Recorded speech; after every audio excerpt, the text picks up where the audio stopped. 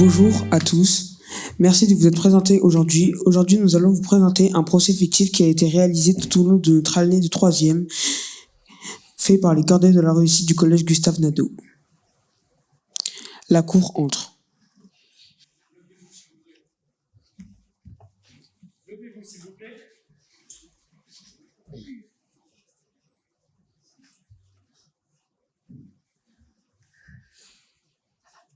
Bonjour, vous pouvez vous asseoir.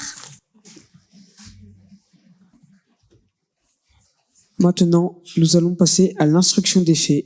L'instruction des faits rappelle à la prévenue les faits qu'elle a commis.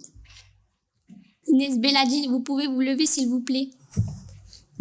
Bonjour. Bonjour. Alors vous êtes bien Inès Beladi, vous êtes née le 22 janvier 2008 à Roubaix. Oui. Vous résidez bien actuellement chez votre grand-mère au 136 rue du Paradis. Oui. Maintenant, je vais vous poser des questions. Vous avez le droit de garder le silence, de vous exprimer ou de faire une déclaration spontanée, déférée. Avez-vous bien compris? Oui.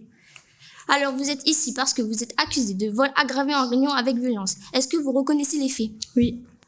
Très bien. Je vais commencer par vous rappeler les faits qui vous sont reprochés. Donc, vous êtes accusé ce 24 janvier 2023 à 22h38 d'être rentré dans le jardin d'Espagne, vêtu d'un cornet noir et d'un masque anti-Covid, d'avoir fait le tour du magasin avant d'acheter des Daily Shock, ensuite d'avoir menacé Monsieur Bruno Dubois de vous donner l'argent de la caisse. Mais celui-ci a refusé de vous la donner.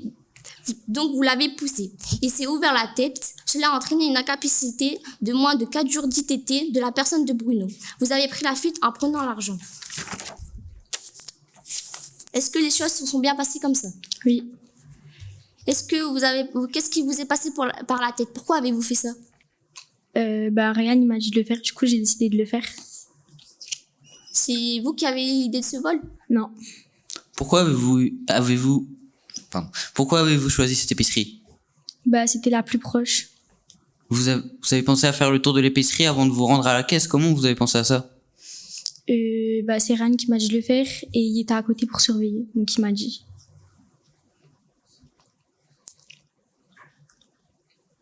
Quel était le but de ce vol? Vous avez besoin d'argent? Non, pas moi, mais Ryan, oui. Vous pensez que les amis qui vous demandent de commettre un délit pour vous accepter dans leur bande sont des amis intéressants? Non. Qu'est-ce que vous faites d'autre avec eux? Rien, on reste ensemble, on fait des tours, rien. Racontez-moi exactement comment s'est passé ce vol. On est arrivé et Ryan, en fait on était à côté et Ryan il m'a dit qu'il y avait besoin d'argent et du coup il m'a dit de faire ça, donc moi je l'ai fait, je l'ai suivi et voilà, c'est tout. Pourquoi avez-vous poussé Bruno Dubois? Parce qu'en fait il voulait pas donner la caisse, du coup je me suis énervée et voilà. Vous étiez obligée d'être aussi violente? Non, c'est vraiment sur le moment je me suis énervée. Ça ne vous a pas posé de problème de frapper une personne âgée? Sur le moment, j'ai pas réfléchi, donc non. Mais après, oui.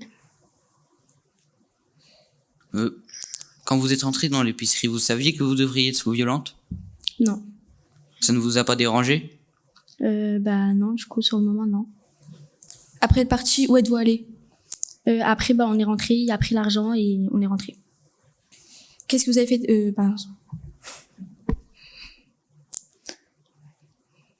Depuis ce vol, est-ce que vous avez commis d'autres infractions? Non, jamais.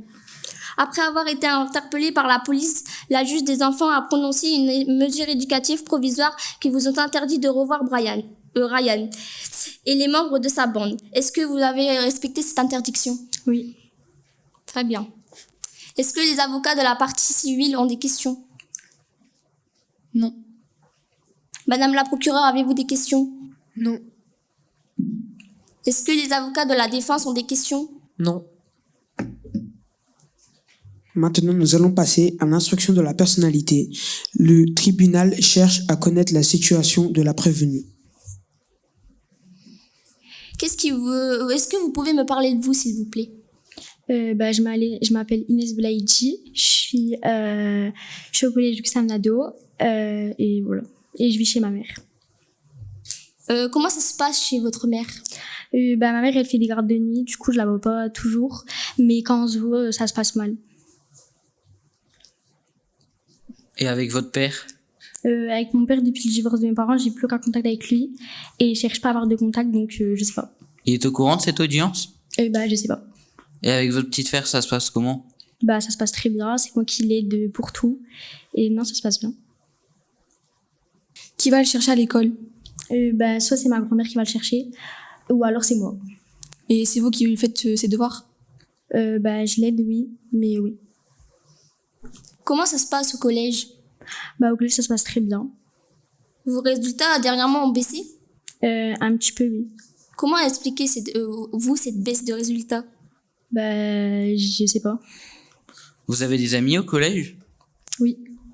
Pourquoi est-ce que vous avez cherché à vous rapprocher de Ryan Caché et de ses amis?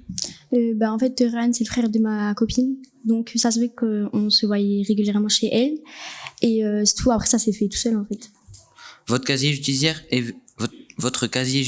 est vierge. C'est la première fois que vous vouliez quelque chose? Oui. Comment est-ce que vous vous sentez par rapport à cette histoire? Depuis, je me sens quand même mal. Parce que, en fait, c'est n'importe quoi ce que j'ai fait. Mais voilà, c'est tout, je me sens mal. Bien, nous allons maintenant entendre le rapport de votre éducateur, Monsieur Dumoulin. Est-ce que vous pouvez approcher, s'il vous plaît?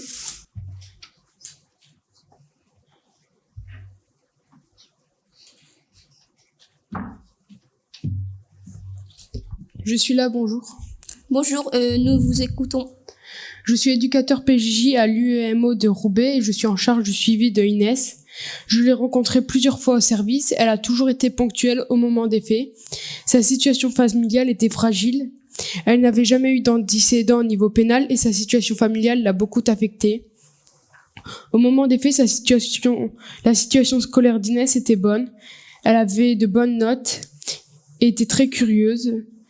Ses professeurs et son professeur d'handball, Monsieur Auré, disent d'elle qu'elle est toujours très enjouée et dynamique.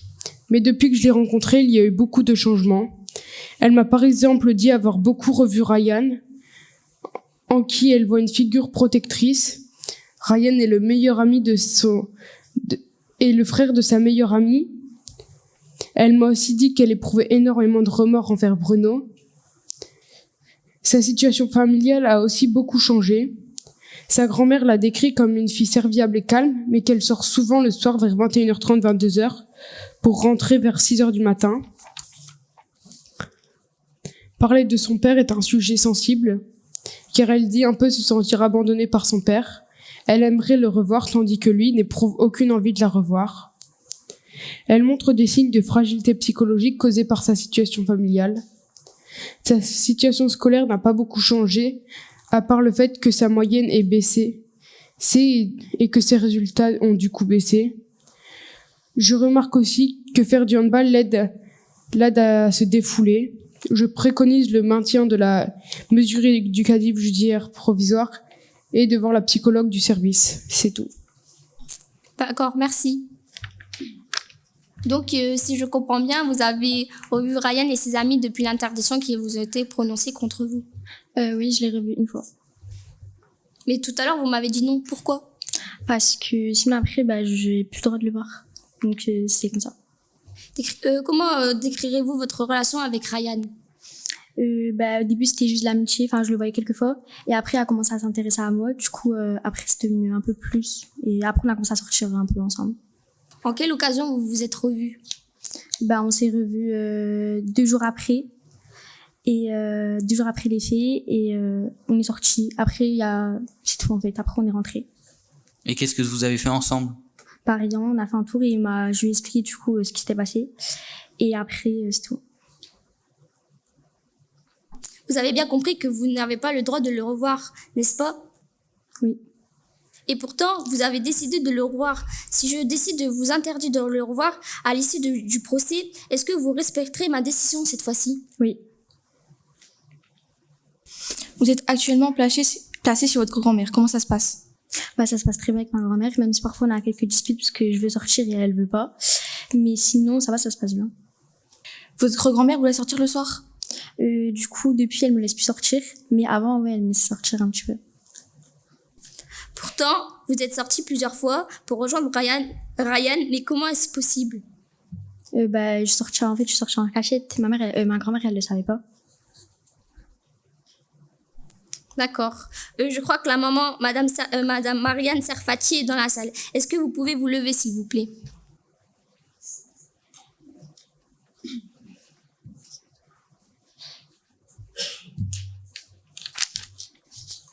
Bonjour. Bonjour. Est-ce que vous pouvez me parler de la situation, s'il vous plaît? Comment j'ai vécu la situation? Oui, comment vous vous sentez face à cette situation? Je suis un peu déçue de ma fille. C'est tout. Vous travaillez comme infirmière à l'hôpital de Roubaix, c'est bien ça? Oui. Quels sont vos horaires de travail habituels? De jour, c'est 9h jusqu'à 18h30 et de nuit, de 22h à 5h. Lorsque vous faites des gardes de nuit, qui s'occupe de vos enfants? Mon fils va chez ma mère et Inès, elle reste seule. Vous trouvez normal que votre fille sorte la nuit? Oui, je lui fais confiance. Est-ce que vous en avez parlé avec elle? Non, pas spécialement, elle est fermée à la discussion. Je crois savoir que vous avez des problèmes de consommation excessive d'alcool, c'est vrai? Oui, mais j'ai diminué ma dose. Depuis que les faits ont été commis, votre fille est placée chez votre mère. Est-ce que c'est une situation qui vous convient? Non, j'aimerais bien qu'elle revienne chez moi. Est-ce que les choses se passeraient différemment aujourd'hui si votre fille revenait vivre chez vous? Oui, j'essaierai de changer notre mode de vie. Merci. Vous pouvez aller vous asseoir. Madame Zeya Sarfati, vous êtes bien la grand-mère d'Inès. Vous voulez bien approcher, s'il vous plaît? Bonjour. Bonjour. Celle-ci vit chez vous depuis 3 mois. Comment ça se passe? Cela se passe dans les meilleures conditions possibles. Elle m'aide énormément et s'occupe de son frère quand elle le peut. Est-ce que vous laissez sortir Inès le soir? Non, je n'autorise pas Inès à sortir le soir. Qu'est-ce que vous pensez des mesures de continuation d'accueillir Inès chez vous dans des bonnes conditions? Oui, je ferai de mon mieux pour qu'Inès soit dans les bonnes conditions. J'aimerais vraiment que Inès reste chez moi. Elle est d'une grande aide. D'accord, merci. Est-ce que les avocats de la partie civile ont des questions? Non. Madame la procureure, avez-vous des questions? Non. Est-ce que les avocats de la partie défense ont des questions? Non.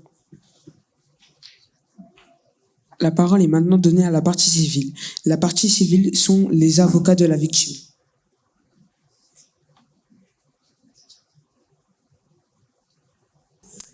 La parole est aux avocats de la partie civile. Maître, nous vous écoutons.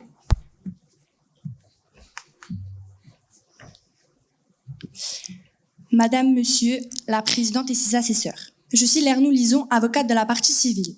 Rappelons les faits. Ce 24 janvier 2023, à 22h38, alors que mon client ici présent était sur le point de fermer son épicerie, une jeune fille masquée entra, vola une boîte de gâteaux, poussa Monsieur Dubois. Mon client, ayant un âge avancé, eut du mal à se relever.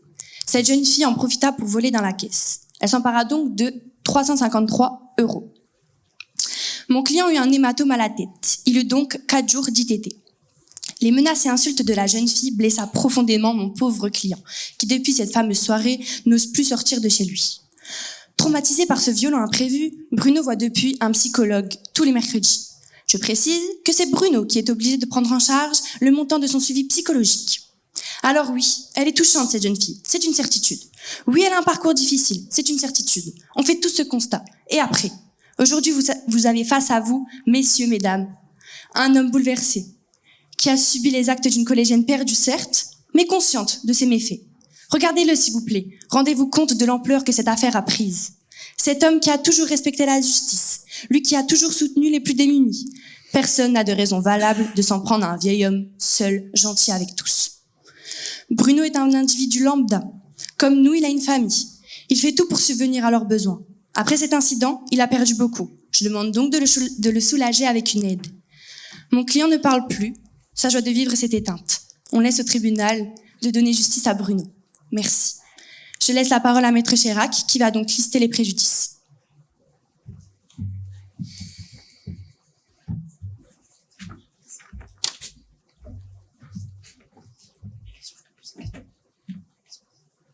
Madame, Messieurs les Présidents, Maître Chirac, avocate de Bruno, partie civile. Bruno tient cette épicerie depuis la mort de son père. C'est une affaire de famille, qui compte beaucoup pour lui. Cela fait 20 ans que Bruno est gérant de son épicerie. Cette épicerie aide beaucoup les gens puisqu'il reste ouvert tard la nuit. Après cette agression, le magasin a été fermé durant plusieurs jours, ce qui a embêté les clients. Ces faits représentés, coups et blessures, est un délit puni par la loi du Code pénal avec vol d'argent d'un montant de 353 €, dont des heures tardives. Le préjudice matériel est de 353 € car il est gérant de l'épicerie. Le préjudice physique est de 50 € avec les justificatifs. Puis-je m'approcher pour donner les justificatifs? Oui. Et le préjudice moral de 1 000 €. Comme il a pu ouvrir son épicerie qu'une semaine après, il a perdu environ 300 € et tous les séances de psy lui ont coûté 500 €. Le montant des dommages et intérêts est de 2 203 € au total, vu la gravité des faits. Condamner Inès et c'est civilement responsable au paiement des dommages et intérêts. Condamner Inès seule à payer la somme de 1 000 € du titre de l'article 475-1 du Code de procédure pénale. On laisse donc au procureur représentant de la force publique de prononcer la peine méritée constatée par Inès. Et merci. Merci beaucoup. Monsieur Dubois, pouvez-vous approcher s'il vous plaît?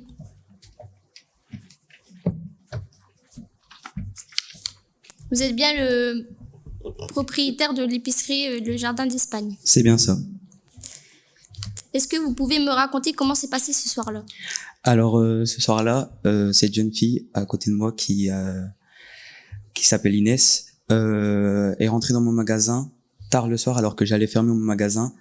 Elle est alors pris des délits chocs et a volé la caisse. Elle m'a poussé et fait un hématome à ma tête. Comment vous vous sentez depuis ce soir-là? Je suis hyper triste. C'est la première fois que qu'on vous agresse à votre travail?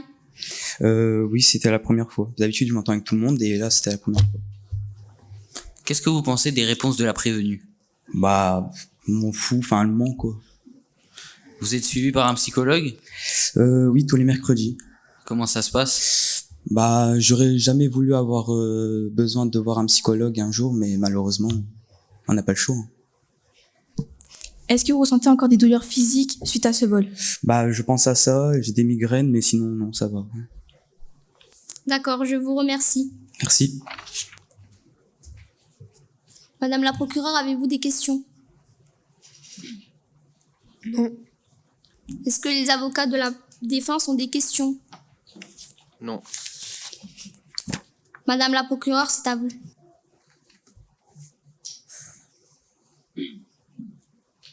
Bonjour Madame la Présidente, les assesseurs. Inès ici présente a commis un délit très grave malgré son jeune âge. Le 24 janvier 2023 à 22h38, Inès a commis un vol aggravé et a fait preuve de violence. Elle a blessé Bruno et a récupéré un montant de 353 €. Nous avons affaire ici à une jeune adolescente qui a commis un vol prémédité et a réfléchi à comment tromper un vieil homme qui n'a rien demandé, tout en le poussant, ce qui a engendré un ITT de 4 jours. La caméra de surveillance confirme la déclaration de Bruno. Tout cela pour intégrer une bande de voyous. N'oublions pas qu'elle a un complice majeur. En plus, elle est perturbée par le divorce de ses parents, ce qui peut aussi avoir des séquelles sur elle. Cependant, Inès est consciente de ce qu'elle faisait. Même si cela était mal, elle l'a fait seulement pour impressionner Ryan et intégrer le groupe. Malgré tout, cette jeune fille a profité de la confiance de sa mère pour sortir avec Ryan ainsi que son groupe la nuit, alors qu'elle était censée dormir. Même après avoir commis ce délit et qu'elle ait été placée en mesure éducative judiciaire provisoire chez sa grand-mère, qu'elle a manipulé sans vergogne juste pour voir Ryan, ce dernier lui a offert une bague qu'elle porte en ce moment même, ce qui est une preuve d'arrogance flagrante, mais finalement, elle a avoué. Il y a 3 mois, le juge des enfants a mis en place une mesure judiciaire qui consistait à ne plus revoir Ryan et vivre chez sa grand-mère. Elle n'a pas respecté cette mesure. Dû à ces actes commis, nous demandons une interdiction de sortir sur la voie publique sans son représentant légal entre 22h et 6h. Nous demandons aussi qu'elle n'ait plus l'autorisation de pénétrer dans l'endroit où l'infraction a été commise et elle ne pourra plus entrer en contact avec la victime ainsi que les co-auteurs ou encore les complices. Merci. Je vous remercie, Madame la procureure. La parole va être donnée à l'avocat de la défense et l'avocat de la prévenue. La parole est maintenant aux avocats de la défense. Maître, nous vous écoutons. Bonjour, Madame la Présidente, Madame, Monsieur les assesseurs. Je conçois que ce qu'a fait Inès est grave, mais elle n'a que 15 ans. Elle est tombée amoureuse du frère de sa meilleure amie, Ryan Caché, dans un moment difficile. Cet homme de 19 ans ne l'a pas rejeté et incarne une forme de figure paternelle pour cette adolescente qui est tombée sous son influence. Malheureusement pour elle, ce n'est pas une bonne influence. Ryan Caché l'a donc incité à commettre ce délit, l'a accompagné jusque devant l'épicerie, l'a poussé à aller jusqu'au bout de son projet et a même gardé une partie de l'argent volé. Alors bien sûr, ma cliente a bien volé l'argent de l'épicerie. Bien sûr, elle a poussé Monsieur Dubois. Bien sûr, elle s'enfuit avec Ryan. Malgré ces délits, ça reste une adolescente manipulée par un homme qui profite des sentiments de ma cliente vis-à-vis de lui. Je vous rappelle que 3 jours avant les faits, c'était l'anniversaire de Madame Belaïdji, qui a reçu à cette occasion de nombreux cadeaux et marques d'affection de la part de Monsieur Caché, ce qui a renforcé son emprise sur elle. Attention, Inès Belaïdji ne conteste pas les faits, au contraire, elle les avoue. Mais est-ce vraiment nécessaire de définir sa sanction devant un tribunal pour enfants, alors qu'elle a clairement compris la gravité des faits commis? C'est pourquoi je propose que l'audience sur le prononcé de sa sanction se déroule en chambre du conseil. Je laisse la place à Maître Aymen.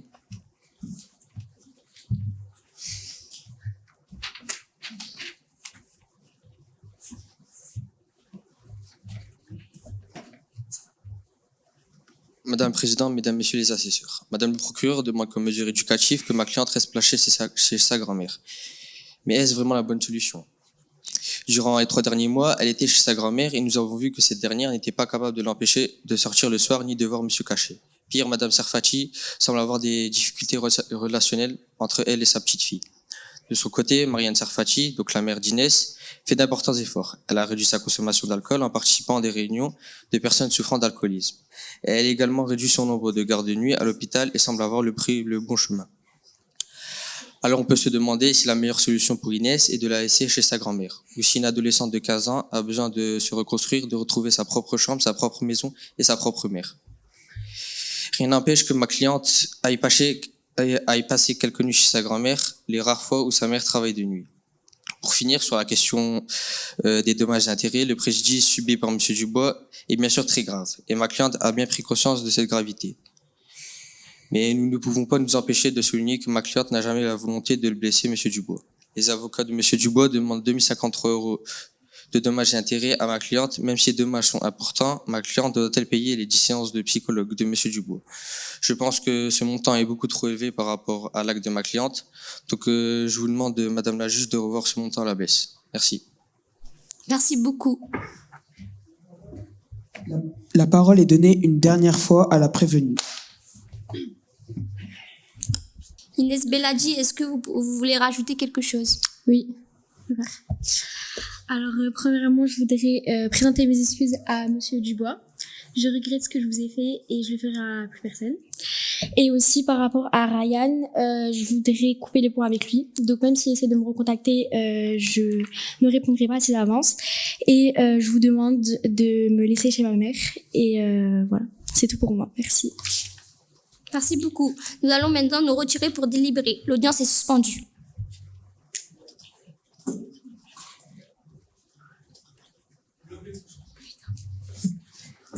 C'est fini. Ah ouais, non, c'est pas fini. C'est pas fini. On en a tellement. Nous allons maintenant passer au délibéré. Les juges vont dire la sanction que le prévenu aura eue après cette audience.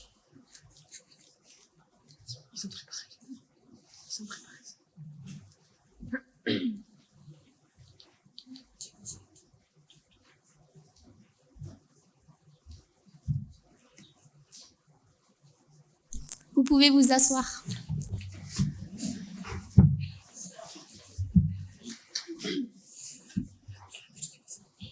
Tout d'abord, nous vous déclarons coupable des faits de vol aggravé en réunion avec violence. Dans l'attente de l'audience du prononcé de la sanction, nous avons décidé la prolongation des mesures éducatives provisoires déjà mises en place, à savoir interdiction d'entrer avec le co-auteur, M. Ryan Caché, Interdiction d'aller et venir sur la voie publique entre 22h et 6h sans être accompagné d'un responsable légal. Interdiction de paraître dans les lieux où l'infraction a été commise. Ces mesures s'accompagnent au placement de chez votre grand-mère. Il est essentiel que vous respectiez ces règles. Si vous deviez à nouveau entrer en contact avec le co-auteur, Monsieur Ryan Caché, ou sortir dans la rue le soir, je me verrai dans l'obligation d'entrer en place un contrôle judiciaire. Vous devez comprendre que si je vous place sous contrôle judiciaire, cela vous amènera en prison. Est-ce que vous avez bien compris cela? Oui. Pour finir, nous demandons la mise en place d'un module réparation qui sera proposé par l'éducateur de la PJJ afin de vous prendre conscience de la gravité de ces actes. Pour la partie civile, nous vous condamnons au paiement de 1 853 € de dommages et intérêts. Pour finir, l'audience du prononcé de la sanction se déroulera face aux tribunaux pour les enfants de Lille le 16 octobre 2023. L'audience est levée. Merci à tous de nous avoir écoutés.